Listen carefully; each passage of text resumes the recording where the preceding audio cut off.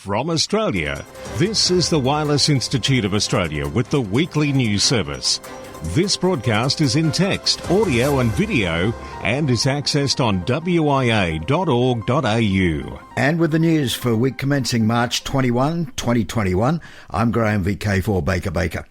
Monday night last, with WIA Vice President Lee Moyle VK3GK and WIA Board Member Scott Williams VK3KJ, were two members of the WIA Spectrum Strategy Committee, Dale Hughes VK1DSH and Grant Willis VK5GR, all on YouTube, thanks to VK7HH, to help us understand the ACMA consultation paper and what it means for us. Kicking off the discussion was Scott Williams, WIA Board Member, VK3KJ. Good evening, everybody, and welcome to obviously WIA members and to the broader amateur community.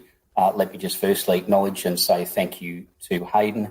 Let me just also say thank you to the broader Spectrum Strategy Committee, which have been engaged with the WIA Board to assist the WIA through this matter. And as Hayden said, it is a very serious matter and something that obviously we all need to consider. So tonight we're going to try and unpack a little bit the ACMA consultation paper.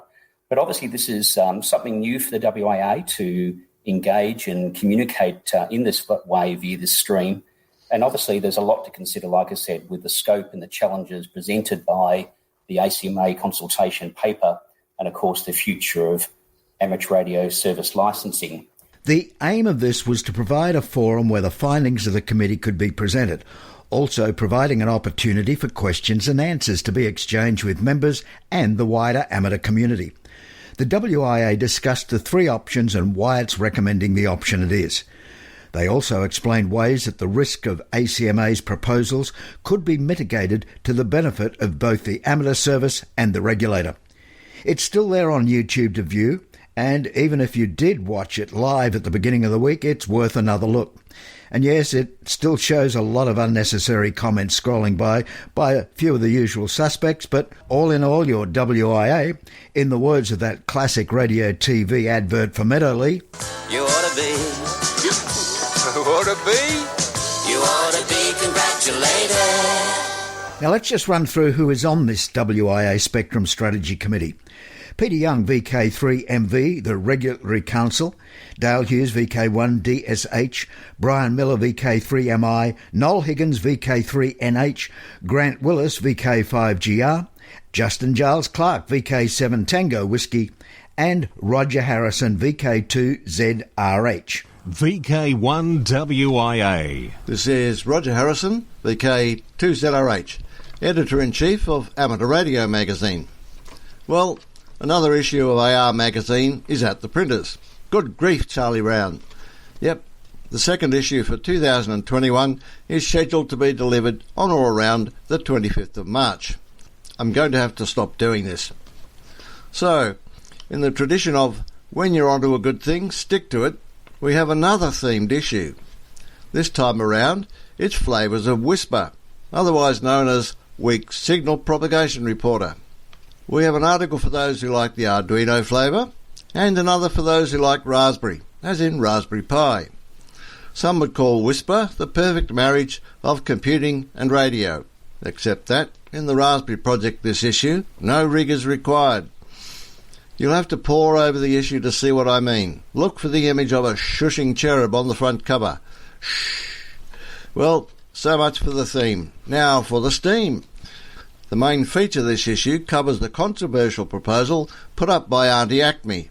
Let me spell it out. ACMA Acme, who, just in case you hadn't yet heard, earlier this month put out a consultation paper reviewing the regulatory arrangements for amateur stations.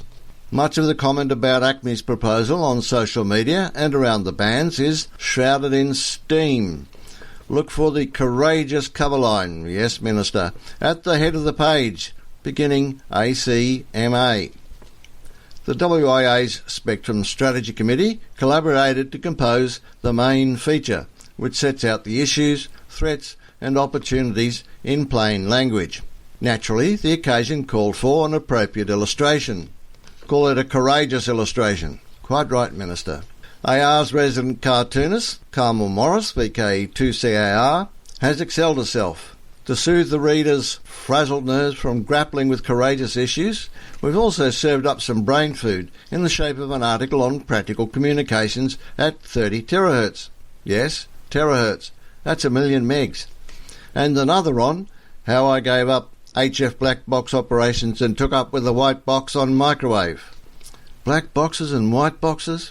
Editor-in-Chief, it's a filthy job, but somebody's got to do it. If I told you any more, that'd be giving away too much. This has been AR Magazine Editor-in-Chief Roger Harrison, VK2ZRH, for VK1WIA News. The order appearing on the ballot paper by call sign VK4EA, VK3FN, VK2GPK, current WIA President, VK2TSG, VK8ZZ, current WIA Secretary, VK3FY, VK3KJ, a current WIA board member, and VK2DU. Members are asked to vote for a maximum of 4 nominees by striking out the names of nominees not voted for and returning their vote in the envelope provided before April 9. Now, 3 weeks ago we heard from the first 4, then last week the last 4 on the ballot paper. Unfortunately, our president missed both broadcast deadlines, and as it would not be fair on the other 7 candidates just to run Greg's as a standalone piece when, if it arrives as far as audio go, that's it. BTW as the keyboard warriors type, but then wait. Next week we will put all 8 bios in the text edition, so those coupled with the bios in AR Magazine, plus the 7 I've seen to date on Trent Sampson's very well-moderated WIA Election 21 Facebook group, should give a very good help in selecting which 4 to rule out.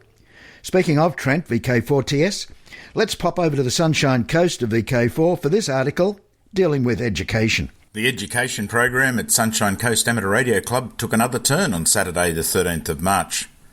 Club-accredited US volunteer examiners had the opportunity to hone their skills with a training day organised by Volunteer Examiners Australia, VEA. VEA President and WIA Board candidate Peter Dernicus travelled to the Sunshine Coast to help with the second Sunshine Coast USA exam session. Those travel credits are certainly handy. With Peter in a supervisor role, Bill Main, VK4ZD, Diane Main, VK4DI, Peter Schrader, VK4EA, Greg Crode, VK4BXX, Spencer Ramers, VK4VF, and Greg Walker, VK4GJW, took turns in the various aspects of the US licensing process. Faraz, VK4FDB, who as recently as last November sat his foundation exam, and since has sat and passed the advanced, had this to say about the USA exams. Fantastic example of ham self-examining and self-regulating. A much smoother, cheaper and efficient way of doing things. Let's hope we can emulate a VE system in VK in the near future. We finished the day off with the usual club barbecue where board candidates Peter Schrader and Peter Dernicus were added to the grilling and gave us an insight of their future vision for the WIA. Thank you so much to everyone who travelled to the Sunshine Coast to help, and the result is that SCARC will now have another 2 US examiners and able to conduct in-house USA exams in partnership with VEA. This has been Trent, VK4TS, on behalf of the Sunshine Coast Amateur Radio Club. Back to the news desk. Thanks, Trent. Now down in Tasmania, Reist's next foundation training and all licence assessment day falls next Saturday, March 27, and online exams boost UK ham radio numbers. The number of people passing UK Foundation in 2020 was double that of 2019.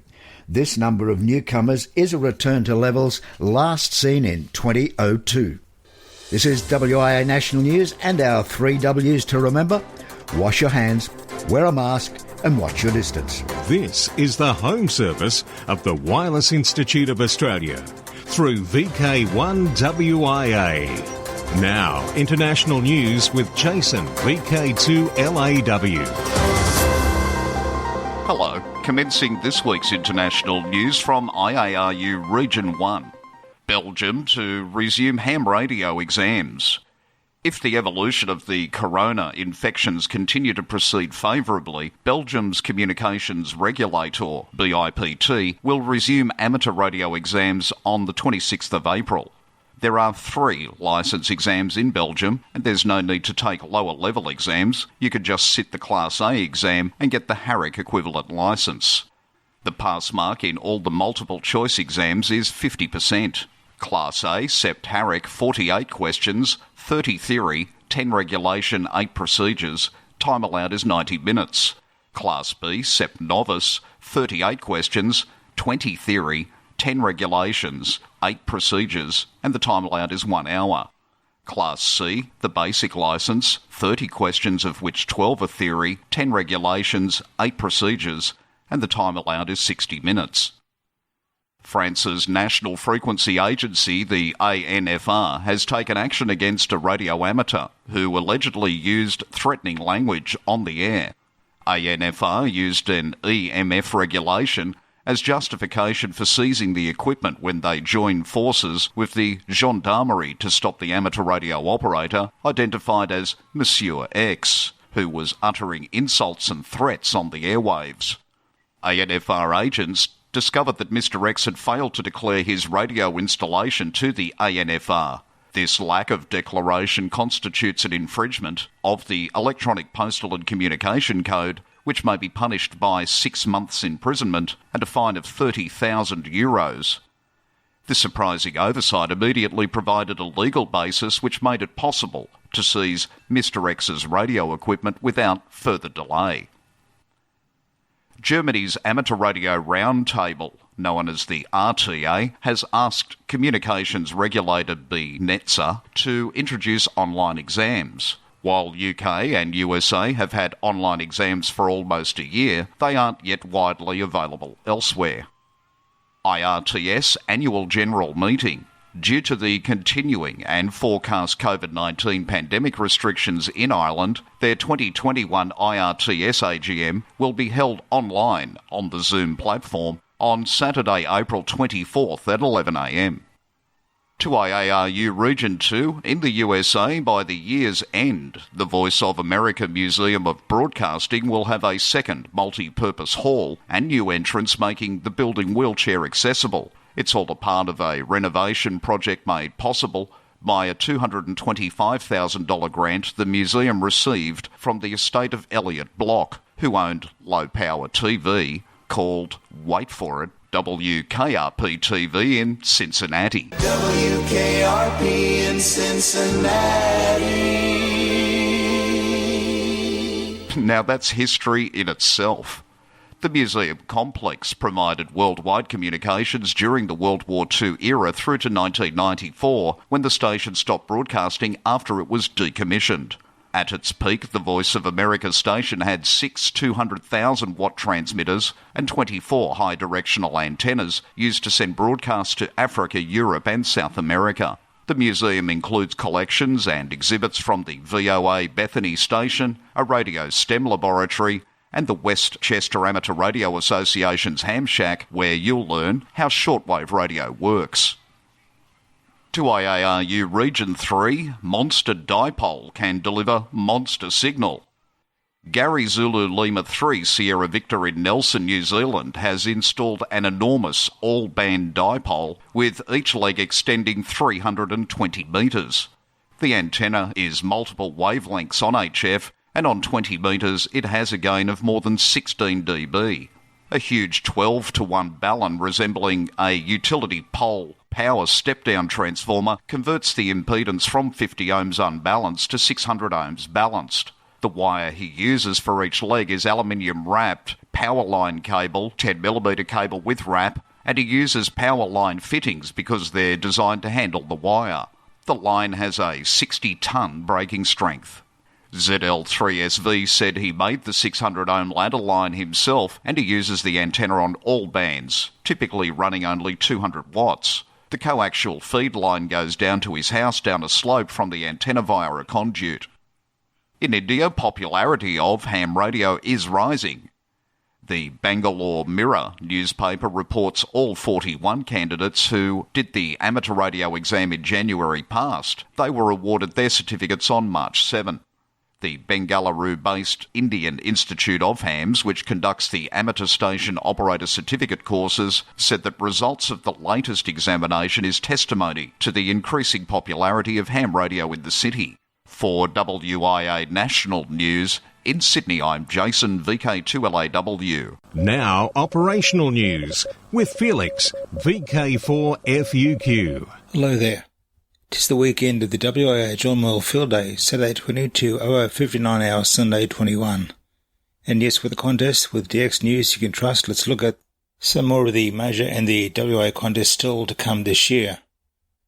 The CQ Worldwide SSB WPX Contest March 27-28 Harrow Angel Sprint will be May the 1st, 2021, 10 hours to 11:46 UTC. The VK Shires June 12-13 in 2021. Winter VHF UHF Field Days June 26-27. IAR UHF World Championship July 10-11. Trans-Tasman Low Band Contest. Next contest July 17, 2021. And has the aim of encouraging low band activity between VK and ZL on 160, 80 and 40 metres, using SSB, CW and RTTY or PSK.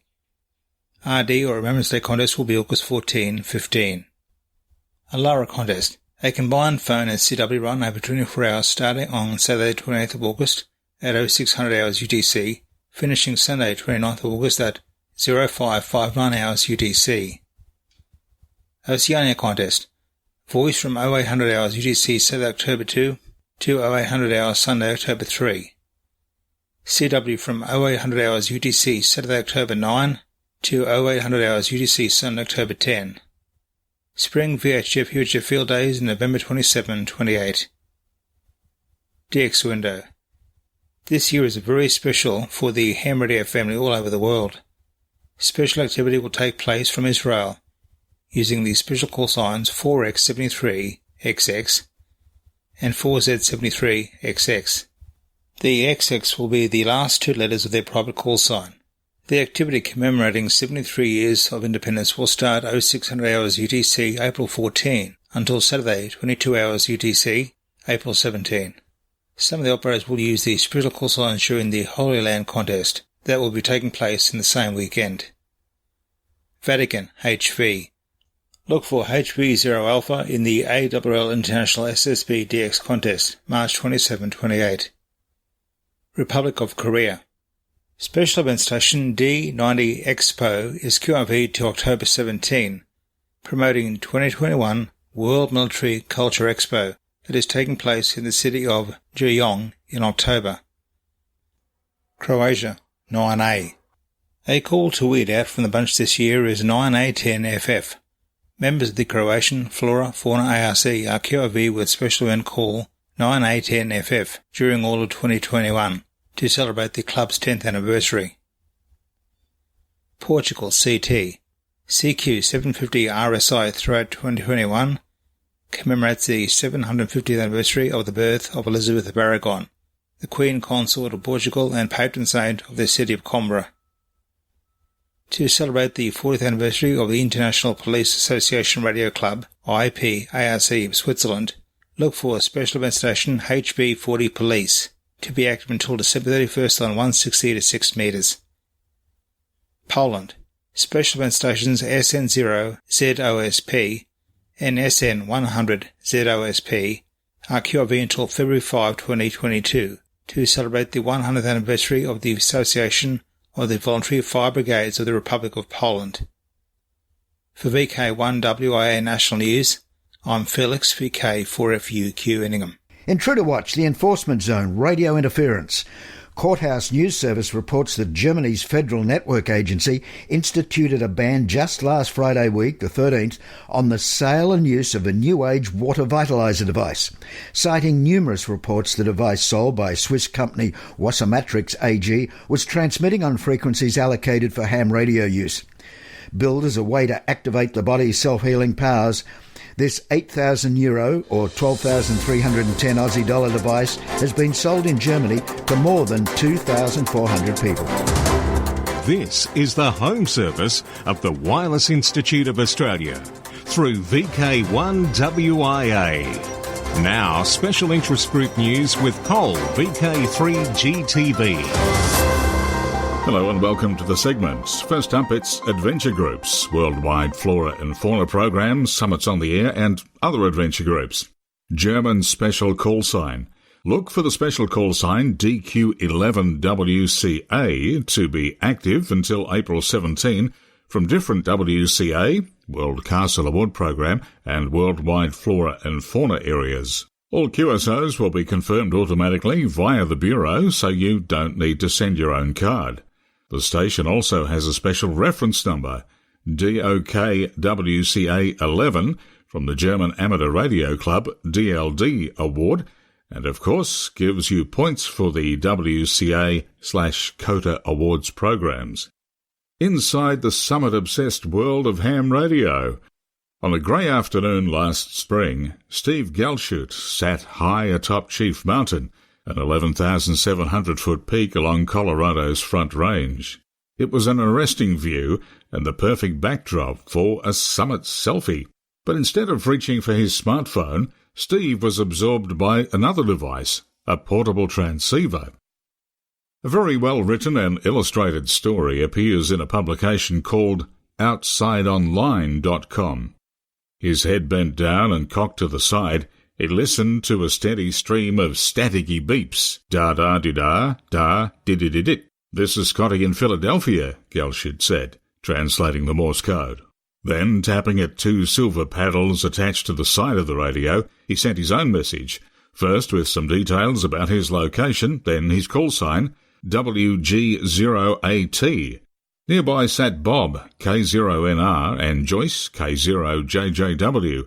Together, they're part of a group called Summits on the Air, SOTA, an international radio version of high pointing. Bob said he had a woman come up to him wondering what he was doing, and she pointed out, "You know your cell phone works up here, don't you?" They totally missed the whole thing. "Bob and I call those bubble people," Joyce added with a smirk. Still on a mountain top, this time in Iceland, first TF SOTA Mountain Goat. Congratulations to Ernan, TF3EK, who has received the accolade of SOTA Mountain Goat.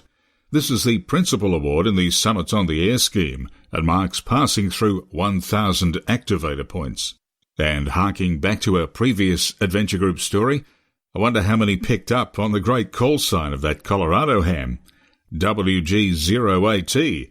The printed version looks like the word W-Goat. Sure, a call with an incentive for the Summit's Mountain Goat Award.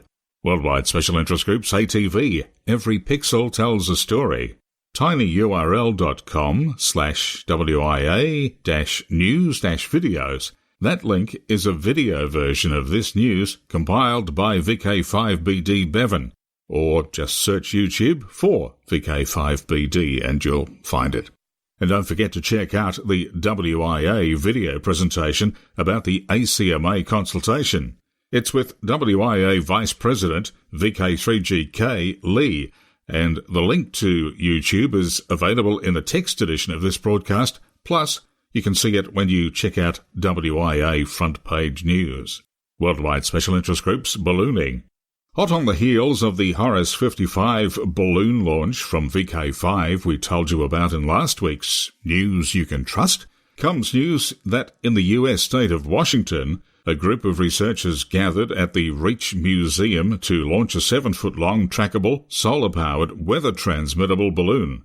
Members from the museum, a local non-profit SILAS, S-I-L-A-S, Education and Spout Springs Repeater Association, met on March 11th for the launch.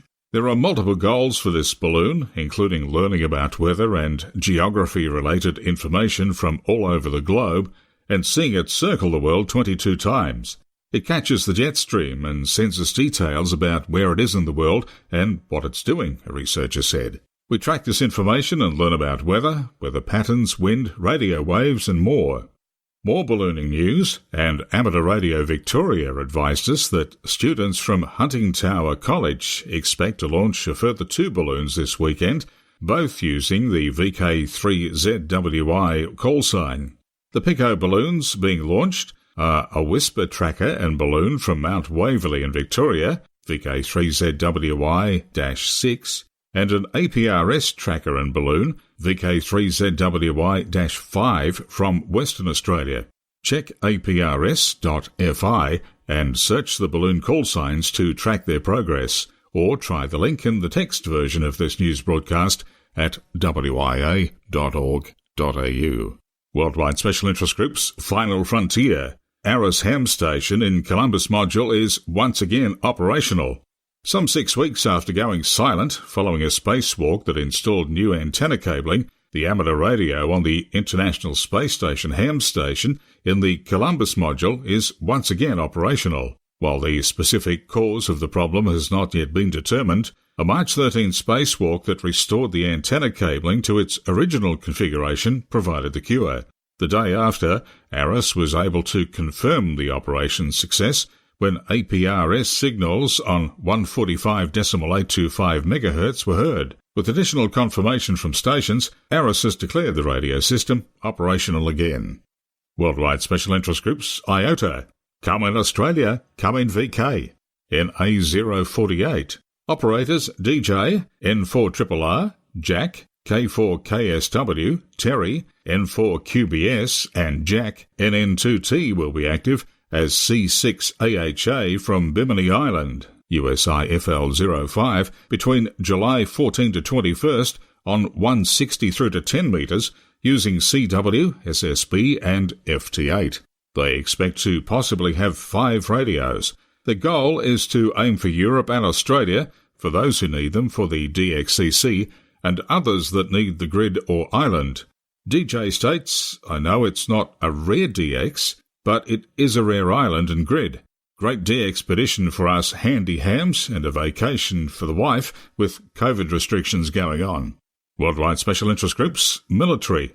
The Royal Air Force Air Cadets will conduct Exercise Blue Ham on the Ministry of Defence 5 MHz shared band over this weekend in the UK.